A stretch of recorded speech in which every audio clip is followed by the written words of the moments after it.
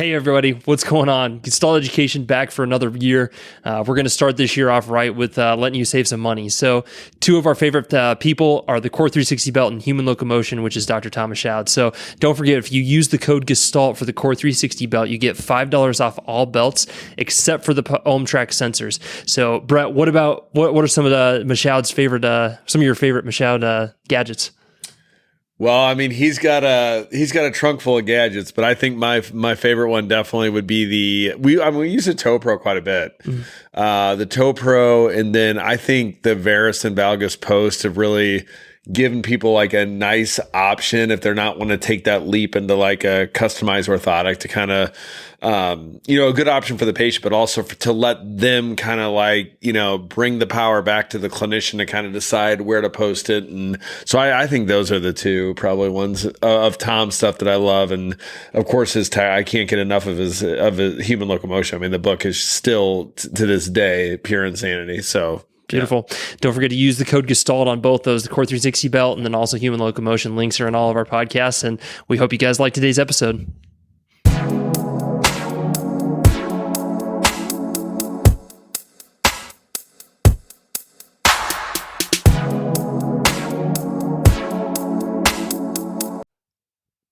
All right, everyone. Welcome to another episode of the Gestalt Education Show.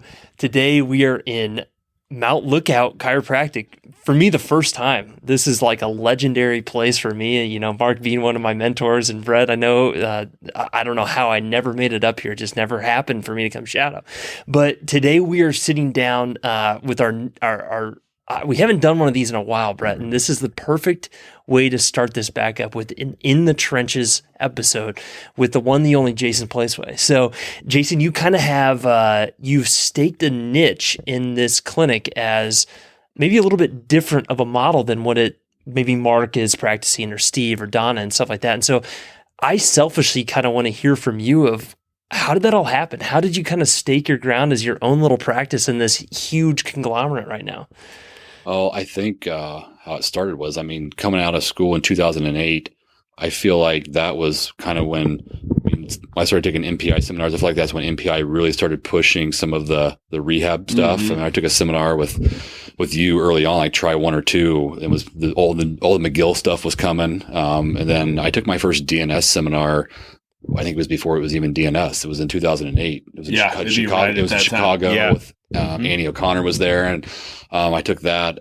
So that whole rehab model was kind of starting to really grow. I think you guys were just kind of starting to push that. You had been in practice 2 or 3 years, and interned with you and the rehab stuff. And I think when we came to Mount Lookout, it was, they were doing some low tech rehab, passive therapies, and obviously adjusting. But I was able to kind of, I only had one DNS seminar at that point, but it kind of started taking all of MPI's newer courses. I think Mark kind of was like, okay, like here, do this stuff. It was a place to do it. And I being able to intern there, I did all the exercises. And I kind of just took on that role, I think, after I got started in June of that year, that I was kind of the rehab guy, Sure. Even though Steve was doing a lot back then too. I think I just kind of took on that role. And, early on, some of the docs would send me, hey, it's a low back case. It needs a little more rehab, I think. Sure. Go see Jason. And then I kind of started to pick up some of the other docs, patients for some, chronic stuff and do some rehab. But I think that's how it started. And I kind of just kept on that same thing. I went through the whole DNS thing and, kind of just started to be able to treat a few things that, maybe we're kind of outside the norm of what you would Sure. see, every day. It was that, that 1% stuff that it's not going to get better with what we would typically do. What most people are going to get better with adjusting or some those things. There was those few cases, some scoliosis stuff I worked with. And then the other docs kind of started to see that, hey, and now it's kind of after 15 years, they kind of just will knock on my door and be like, hey, this patient shouldn't be with me. Here's the new patient paper. We're going to see you next week, for things. So I think that's kind of how I started to make my niche. And I think I still practice very similarly to the rest of them, to Mark, Donna, Eric, Steve, and then now Will and Jess are here. I'm adjusting all my patients. I'm doing the same model they are. I just got this little extra stuff tacked on. And what's great about this clinic now is that, Mark, Jess, Will, Steve, they're all taking Donna, they're all taking rehab seminars and DNS seminars, stuff like that. So they all have that package too. But I still kind of fall in that little, niche where they're like, you take this one. So, which is great. I like it. It keeps my book busy, and it's kind of how it happens. How do you create space for yourself? Like in this, you have this great clinic. Obviously, when I was a student, I would come hang out here. Mark's been obviously a huge mentor, father figure to me in the chiropractic world. So you come here. How have you built such a great practice in a world where there's so many good chiropractors? And how do you create space for yourself? I think just like the rest of them did. I mean, you just have to treat each patient individually, do it first of all, give them a really, really good adjustment. And then, just try to be really, really, really, really good with an exam and figure out, okay, here's some of this, this is the missing link. We gotta roll with that. But, again, I think it's just, I kind of took on that. He's the rehab guy, so he's gonna, and then, but now I think, I get the hard cases. I spend a lot of time doing an exam and try to figure out, okay, this is what it is, and this is what we got to roll with for a while. And you were one of our epically good interns at our office, and so what do you think allows you to be able to see volume but still get world-class results? Is it that and I know what you're going to say, but I'm assuming it's the assessment. I think, it's the assessment. I think you have to do it. And this was a learned thing too. I mean, there was many cases early on where, you did an exam and you're 6 visits in, you're like, I have no idea what's going on, figure it out. But I think you figure it out over the years. Like if you can do a really, really, really good exam, categorize the patient, and roll with that for 6 or 8 visits, that you're 99 to 100% sure this is what it is, and there's those outliers too. I think that's how you have to do it. Right. Yeah.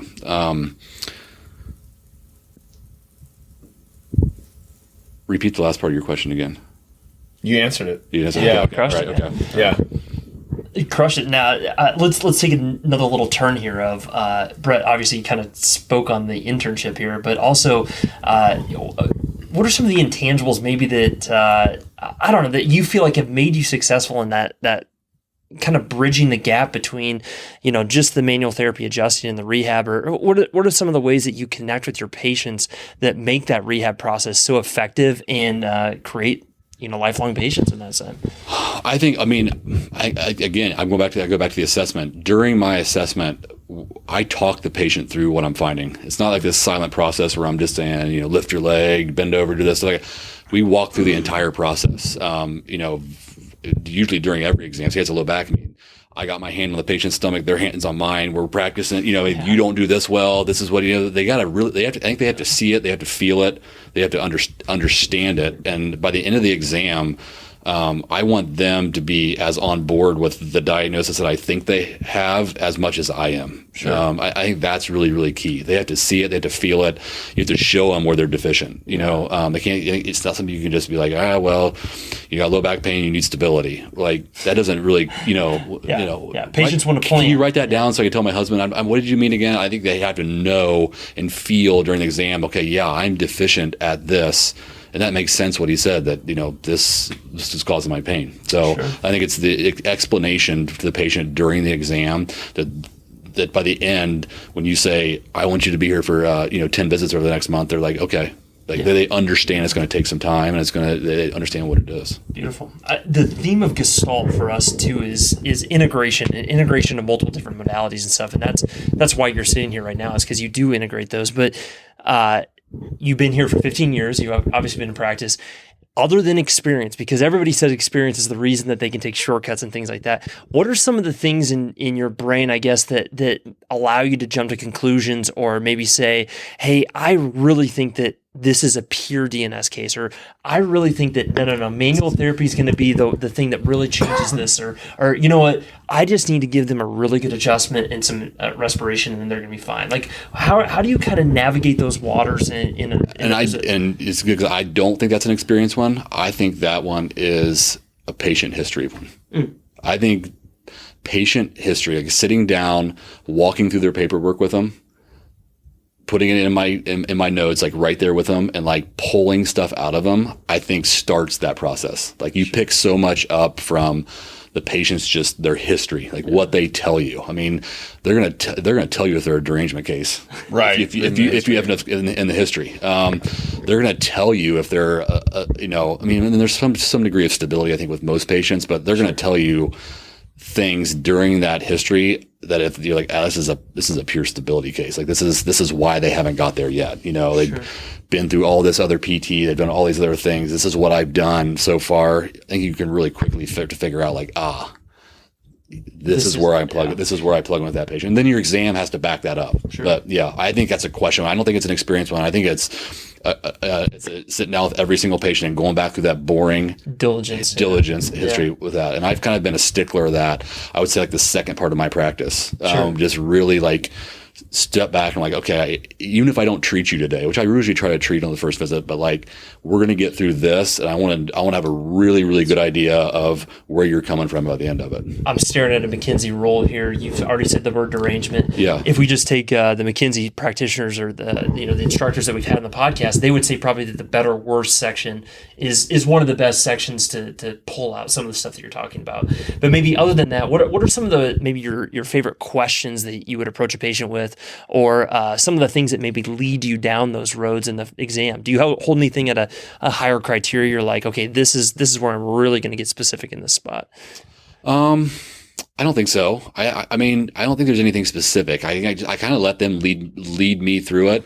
And if they're not giving me much, I'll start asking more questions. Like, yeah, I mean, that's a big one. Like, when is your pain? Is it when you sit? Oh yeah, it's only when I sit. You know, sure. It's after I sit for 15 minutes and I start to getting pain.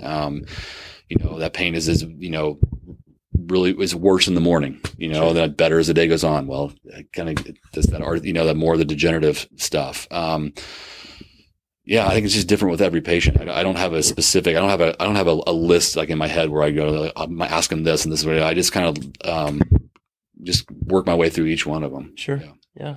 You're 15 years into this. So this is right at the point where most people, whether you're chiro, physical therapist, ATC, like you start feeling a little bit of, and I hate to use the word, but the grind, burnout. You know, you come here all day long, you run through a bunch of patients.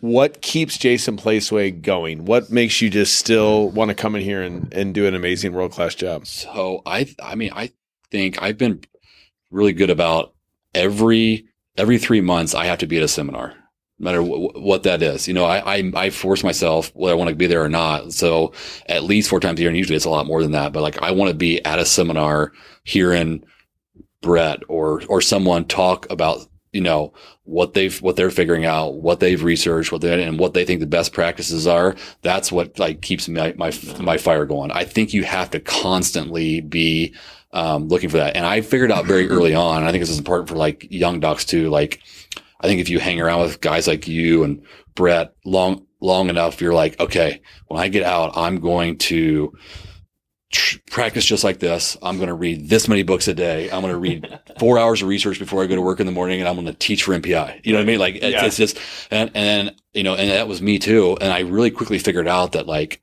I really hate to teach. I like my weekends. You know what I mean? Like, and I read some research. You throw kids in there. Actually, the only part about what I was going to do that I like is practicing. I really like practicing. And I told everybody that I'm a really good mechanic, and I like being a mechanic. I go to seminars to get that fire back again. Okay. Like I'm going to go listen to somebody. Okay. Yeah. Now I'm really jacked up to go in and practice for the next 3 months. I think if I just kind of, did it online, continuing ed here, there, like that, I think you would lose it really quickly. And I think that's what happens to some guys. They're not getting refueled, with that. And that's my fuel. That's where I'm going to get my information. I'm not going to read as many probably research articles as Brett does, and I'm definitely not going to teach as much as they do. I teach maybe once a year. So, I get that fuel from going seminar, seeing, okay, hey, Monday morning, I'm going to plug this in, this and this, and that's where mine comes from. I think it's a bad connotation too, because as we're going through school, everybody that gets the rah seminars and stuff gets a bad name, but to me, there's not necessarily a bad connotation with that too. I mean, as long as there's good information there, you're going to pick up one or two things, but then it is the camaraderie. It is like seeing people that, seeing students that you've maybe come through and shadowed, like, oh shit, yeah, I remember you, and things like that. Like the rah-rah isn't necessarily a bad thing as long as it's backed by good things. You shouldn't be ashamed of going to a seminar to get pumped up, like you said. No. And I like it because I'm usually at the seminars, I'm around guys and girls that are like me, that practice like me. And I mean, I think like a lot of us, I'm actually pretty competitive. So if I'm sitting there and I hear Rich Olm say, oh yeah, I do this this is part of my exam now. Well, that's not part of my exam. That's going to be a part of my exam Monday. I want to be as good as everybody else too. So I mean, I think that's good, being around people that do things like you. And a lot of times probably do it better than you, so it's always kind of pushing you to get better. I want to kind of ask you a selfishly, maybe a difficult question here, but you just mentioned on competition. So we have a multidisciplinary practice as well. We have multiple chiros and stuff like that, just like you guys. How much does the internal competition of maybe you see someone else book fill up, or maybe, they're having a successful week and stuff like that? Like, is there anybody that, or you can be honest, you can say yes or no. There's not a lot of that here. Yeah. Like we all kind of have our own patient set. We all get a lot of like personal referrals, and there's a lot of referrals that come in just because Mark and Don have created this thing that's been around for 35 years that, kind of filter through. If Eric's gone, I'm glad to see one of his patients while he's gone, and he's glad to see one of mine, but truthfully, he really doesn't want to keep mine. Sure. You know what I mean? And I don't want to keep his because so a lot of times I don't have room for his, like we have our own, and schedules are busy here. Mm-hmm. Mark and Don have created a great thing. And then the docs, we kind of have our own individual practices. Were a little bit different. And we have our niches and we're busy. I mean, after 15 years, I'm busy. I mean, Will and Jess have been here, I think 6, 7, 8 years. Oh, that's hard to believe. They're busy too. I mean, it's hard to, we get people in pretty quickly, but it's hard to call same day and get in with anybody, really. Sure. I mean, we make it happen if you need to get in. And we're good about, squeezing people in, but, we're all busy and we all kind of have our own niche. Mm-hmm. So there's not that much competition, really. Sure. Yeah, I don't. More inner competition with yourself. I don't really see it. I really don't. Yeah, even if I see a patient of mine, like a long-term patient, if she's sitting in one of the other docs, there's a reason why she's there. You know what I mean? Like, Susie probably told Janie that, I see Eric and he's the best at this, and that's great. You know what I mean? Like, it's all about the patient. Patients will ask me that too. They'll show up in the room. I usually see this person, but my friend told me to come see you. First I say, it's okay. Yeah, you know what I mean? There's no awkwardness. Yeah, that's it. Let me see what you got going on. We'll treat you. If I'm not what you're looking for, you can go back to there. Yeah, I don't think there's a lot of competition. So how about, other than results, because all three of us, we're competitive people. The people that are rising the cream of the crop here are competitive. What are some things in your day that keep you competitive or kind of keep you thrusting after more, that maybe just aren't only results, but are maybe something outside of that we wouldn't think of? Not just results, but I think, just keeping up the Mount Lookout Chiropractic name. People are coming here, whether they saw Mark 20 years ago and they said, somebody told them, hey, you got to go there. If I'm getting that patient, I want to make sure they have a really good experience. They get better. Mm-hmm. They tell the next person, whether it's tomorrow or 20 years from now, this is where you have to come. I think that's a driving force. And we talk about their own personal, you want to be good at what you do. So, that pushes. I always think about my kid, he's like, I want him to see me work hard, even though he's not here working, while I work, but I want him to hear in the community when we, hey, I go see your dad. He does a good job. And then there's lots of driving forces. What keeps, once you keep you, pushing and, to be as best you could be. The one that no one talks about, especially like in evidence-based circles, and I mean, I spend my life trying to convince people that you can, practice our model and still do very well financially. Right. So how have you been able to reconcile being a world-class clinician and then still getting paid, as Lynn Fay would say, a professional income? Professional income. It is tough. And I think you have to find that balance of, okay, I have 10 minutes, and I'll see. And in truth, I have 30 or 40 minute new patient visits, and then they would, if a patient walks up here to schedule with me, they will get booked in a 10-minute spot unless I say different. And now I have some patients that are booked at 20, even some patients that are booked at 30. I tell you, right, the one that's getting booked in 30, I'm not getting paid for that 30 minutes. You know what I mean? It's enough. It's a case. It's like your way to get back. It's a way. Yeah. I mean, they need a little bit more. They came from a good place. I want to give this, do what I got to do for this patient.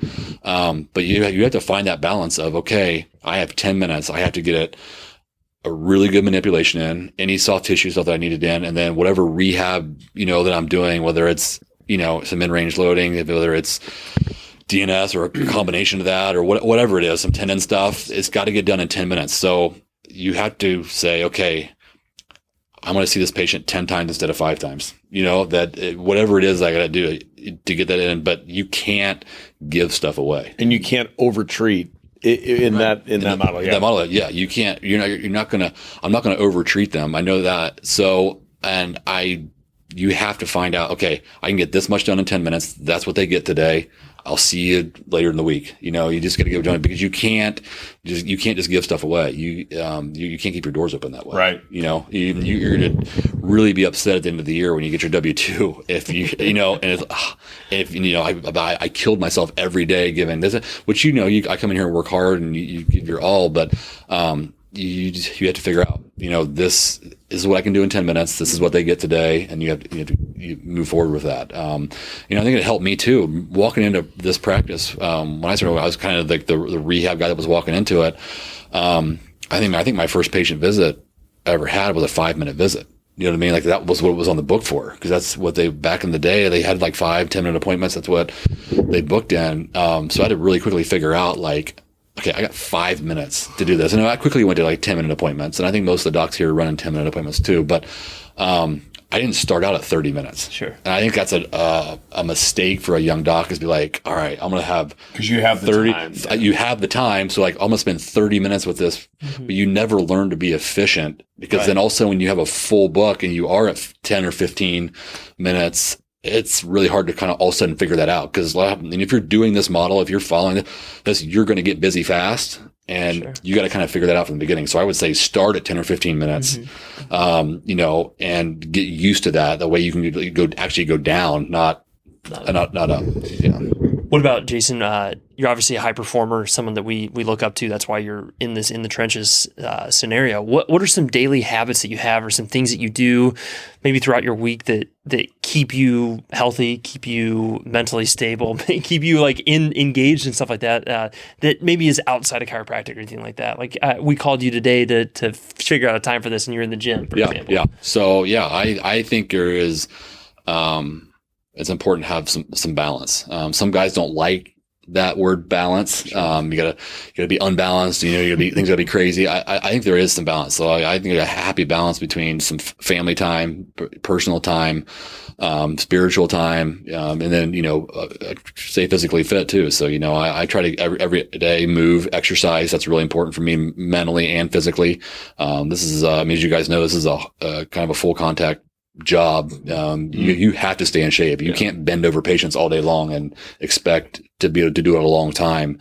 There's a spiritual aspect. Spend some time in the morning. Time with family. I think hobbies are important. I think ways to be able to disconnect from this.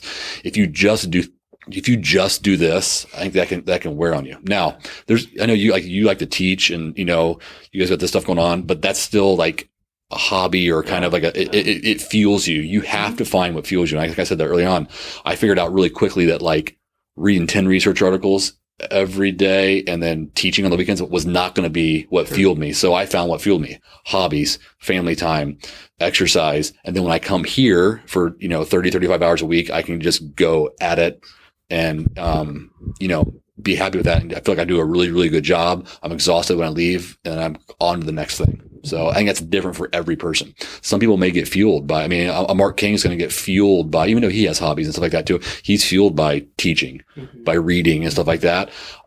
I get that fuel every 3 months when I go to a seminar. Yeah. Brett, you've done all that. Now let me have it so I can take it. But I just figured out that's not me, and I still read and, sure. But, you have to find what works for you. And again, I think it has to be a balance. Beautiful. Yeah. What about any advice you have for advice for me? How about that? I'm 5 years out. I'm in a busy practice as well. What advice maybe over the last 15 years that you've had that you wish you would have known when you were in my position, or even in those people that are coming into a busy practice? I have a couple of those. So I think we talked about history earlier. I think taking a really, really good history and then whatever EHR you're using, leave a trail for yourself. I think that's something that does come with time where I think it was 6 or 7, maybe 8 years in, you start kind of getting this repeat of patients you saw a long time ago that are reactivating as a new patient or something like that. They haven't been in a long time. And I would look back at my notes and be like, all right, see what I did here. But there's not that much there. You know what I mean? The things were there, but it wasn't really telling myself a story. I remember, she had an MRI, she did it. And I'm so I started being how can I make this better when I see Susie again that I can. So I started building a story for myself. In ChiroTouch, there is this note section at the bottom. I have this running ticker. They're just quick little things I'll put in there, send her out for an X-ray, date, send her, and it just goes down. Yeah. So real quickly, I can go back and be oh, I know we talked about that. I told you to go there. And they're no, I never heard you tell that. Bring it up right here. This date, I told you to do it. Then I can find it in my notes too, because it's probably going to be there too. So leaving a trail for yourself about the patient, because a lot of these patients are going to come in and see you multiple times over your time. And then you're going to have lots of patients. So what you were not going to remember. I remember thinking at the beginning, I'll remember, you know what I mean? All this stuff you don't remember, leave yourself a trail, and it makes it so easy. I think you take more notes than you really think you need to, but they come in, they're helpful. I think it gets, some of that stuff too gets buried way back in a note that you never see it. Yeah, but on that all-in-one screen or whatever, you can. The little ticker at the bottom note section, you can just scroll through there real quick and be oh yeah, back then, that's what I remember that was going on back then because I sent you for an MRI. And I can go to that section of their notes, find it again, and be okay, yeah, this is what we did back then. And you can walk them back, because the thing is, as soon as patients are out of pain, they very quickly forget about the episode, the pain itself, and what they did for it, because their brain just wants to kind of get rid of it. So it's a way for you to be able to help them kind of figure it out too. So I think it's so funny. I always give a hard time to my patients whenever they say, if you can fix this on me, then, right. And then it's just human nature. So you will literally shit glitter all over a case, create some amazing miracle with them. 2 weeks later, they forget that their life was about to end because of that. It's just amazing how the human brain is able to do that.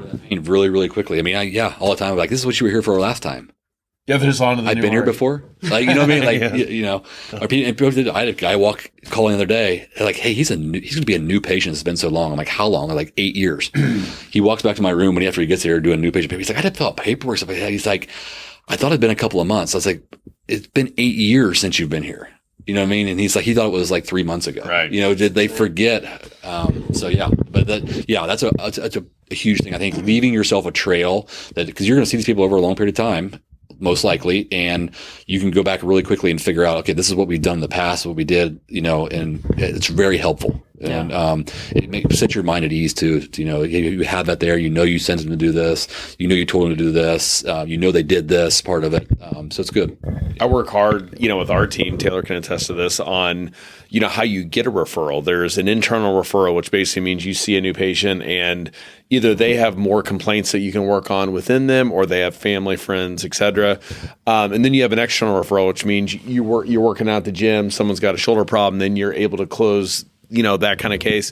What's been successful for you? Are you more an internal referral guy or more an external referral guy? Are you a hybrid or both? I'm an internal guy. I think now I don't do really much marketing and stuff like that anymore. But in the beginning, I did. I had a little personal training thing going when I first moved to Cincinnati. I had some personal training experience. So as I was building my practice, I helped out a guy that Mark and Steve introduced me to. His name's PJ Street. And I trained some clients for him, in my off days and stuff like that.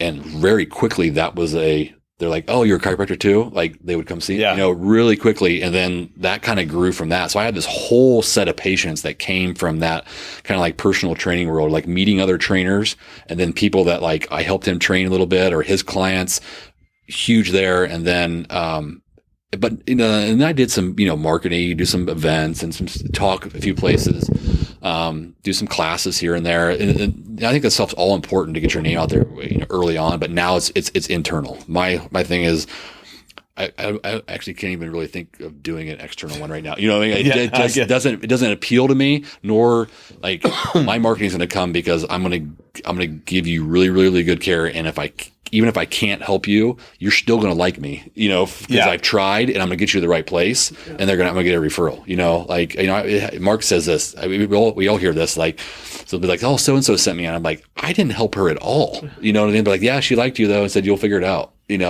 Well, I did figure it out. I got her to where she needed to go and she told a friend. So it's internal. You have to be with that patient. You have to figure it out whether you're going to be the answer or someone else is going to be the answer, but you have to help them get there and they'll send you referrals. I think too, the one thing that I notice about successful people across the board in our world is that for the first 5 years of your career, maybe a little bit longer, you have to say yes to everything. Oh, absolutely. Then when you get my age, your age, and Taylor's getting to that point too, then you got to learn how to say a good no, because otherwise you'll just get run ragged. But I think like this younger generation, they're not great at that. They're maybe a little bit afraid they're going to overwork a little bit or something like that. But I know that's what led me on my path is I said yes to literally everything. It's like the Jim Carrey movie when he's saying literally yes to everything. I said yes to everything. This is a funny story. Mark probably doesn't even know this, but and this is like a couple weeks into practice. I just started Saturday morning, treating on Saturdays. It was like 1:30, got out of there late, saw a bunch of patients. I'm literally driving up to Dayton to see to my family's. Mark has no idea that I'm an hour away. He calls me and was like, hey, my buddy so-and-so hurt his back. This is like, 2:00 in the afternoon. He's going to swing down the office. Can you swing down there and treat him? Yes. I can. Yeah. I literally turned around from Dayton, drove all the way back, treated this guy, and went on like that. I never until now, I never said anything to Mark. I wasn't even in the city. You know what I mean? But the answer was yes. You know what I mean? That's amazing. I was going to treat that guy. So yeah, I think in the beginning you have to be a yes guy, and then later on you have to find that balance, and you have to be able to say no. I tell a hilarious story about myself because people ask about public speaking. Actually, like when I was young, like I was in high school, I was petrified of public speaking. I mean, like petrified of it. But anyways, so I'm starting to, get out and doing talks. I do a talk at a massage therapist in Troy who had a practice out of his house.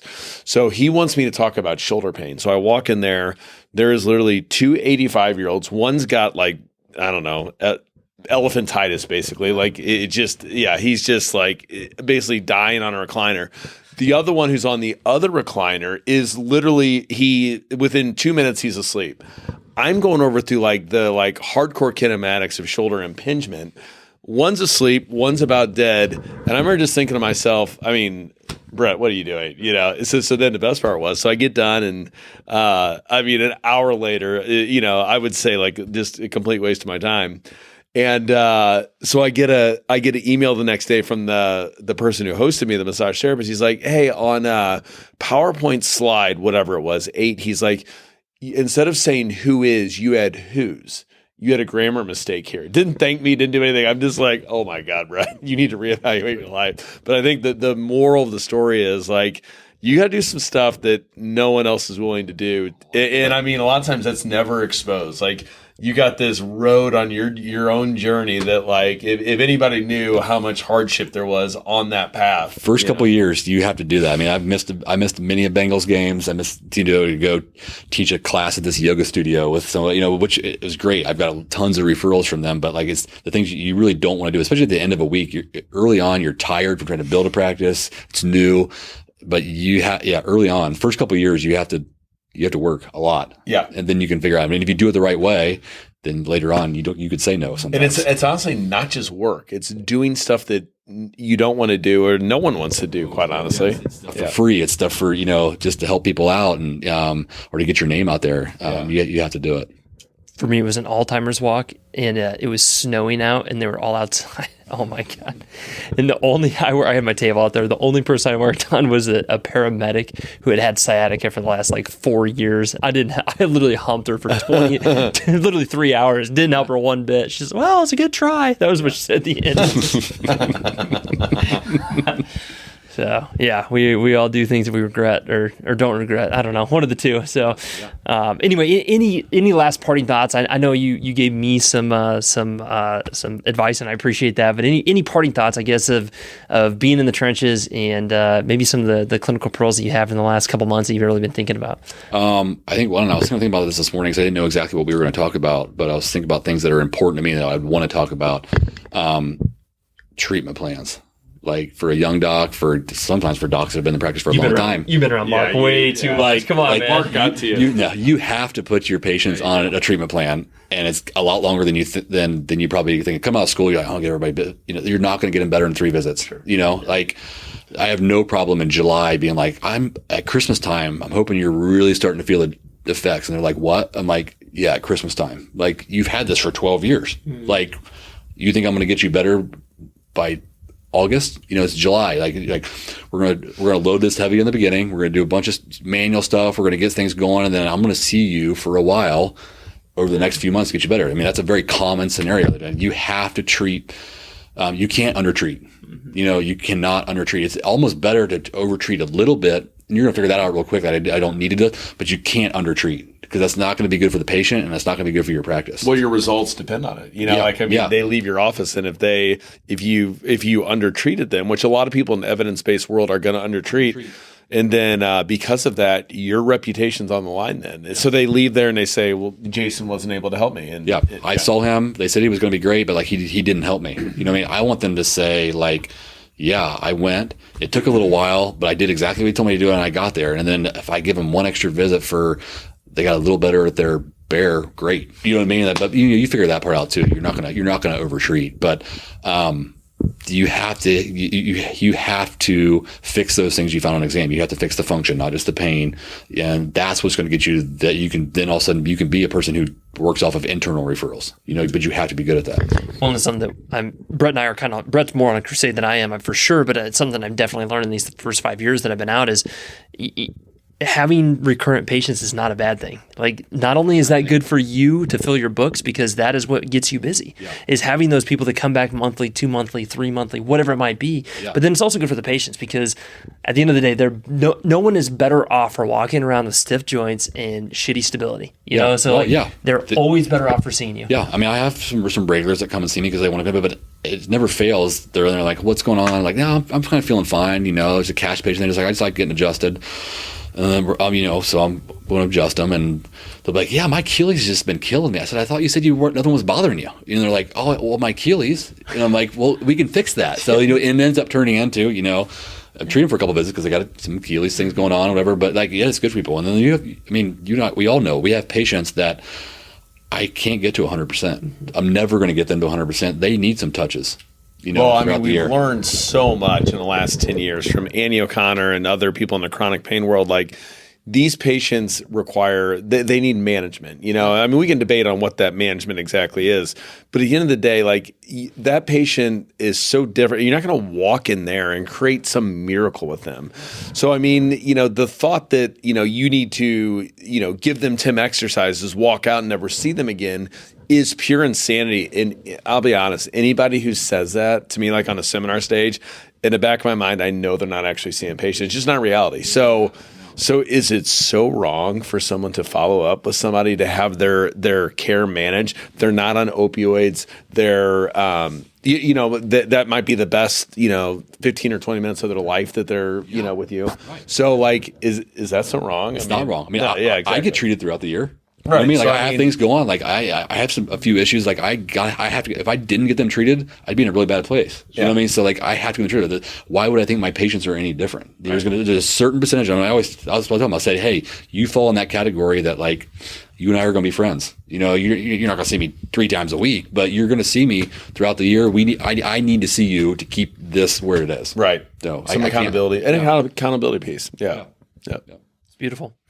I've always looked up to you, even though I don't know you very well. I've only met you recently and stuff like that. But between you and Eric, and I've just always looked up to you guys of how you've set yourself apart in this amazing practice in this big place. And so I'm appreciative of that of someone that's out there in front of me that's kind of leading the way and doing it the right way. And I thank you for sitting down with us and staying after you just saw a bunch of patients and stuff. So this is just absolute gold.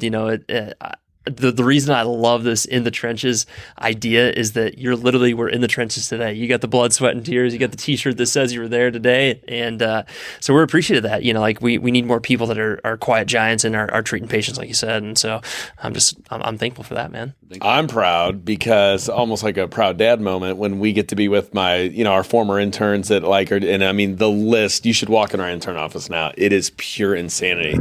Basically, all the leaders in our profession now have basically come through come through Troy, Missouri. Brag. Yeah, I'm just in the way. And but anyways, you were a big part of that. So you were on the front end of that whole program that's going on. And I think too, like the importance of the in the trenches is that it exposes what I always say about chiropractors. The top 50 chiropractors in the world, you probably don't even know, half of their names, and people like you're doing it. So, the whole goal of this particular podcast is to kind of expose those people that are in small town America or they're in private practice that maybe you're not teaching every weekend of your life, but you have a story to tell and you're like getting in amazing results. I was sharing with one of my patients there, we're telling this Beethoven story where I forget it wasn't Beethoven, but it was somebody, and they're in a New York subway or a subway somewhere. And so this guy's like the best whatever player in the world. And so everybody's walking by and they might throw him $1. They're not even paying attention. What they don't know is this is like one of the best musicians in the world, and that they would that night gladly pay this guy, $500 to go see this guy. So it's kind of interesting on perception. Like, your patients probably don't know how good Jason Placeway is. It's kind of a weird irony in this, but they're lucky to have you. So thank you. Yeah. Thanks for having me, guys. It's great. And thank you for all you've done for me. And I love this podcast too. So I get great stuff for that. Like I told you, I don't want to read all the research articles. I want to listen to you guys talk about them. So yeah. Watch us drink wine. Yeah, that's exactly right. So, well, Jason, thanks again. Guys, I say if I took one thing away from this for me personally was be a little more dialed into your assessment, and you can get a lot of shit accomplished in those first couple of visits if you really dial that in. Exactly. And don't underestimate that intake paperwork either. Right. So, all right, guys. Well, I hope you took a bunch away from this. I know I did. And thanks for sitting down with us, Jason. Good luck with the patients, guys. We'll see you next time.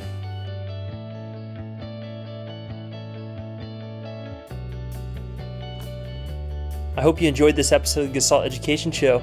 If you liked it, share it, subscribe to it, send it to your friends, send it to someone that needs to hear this message. We really want everyone to be able to tune in and get the best clinical advice that they can, which we're hoping that we're giving to you with these special guests. So if you have any questions, please feel free to reach out to us, or if you have any suggestions on upcoming conversations, let us know. For a list of our upcoming courses, we're adding them all the dang time. So go to gestaltedu.com, click on courses, and they'll all be right there for you. All right, have a good day.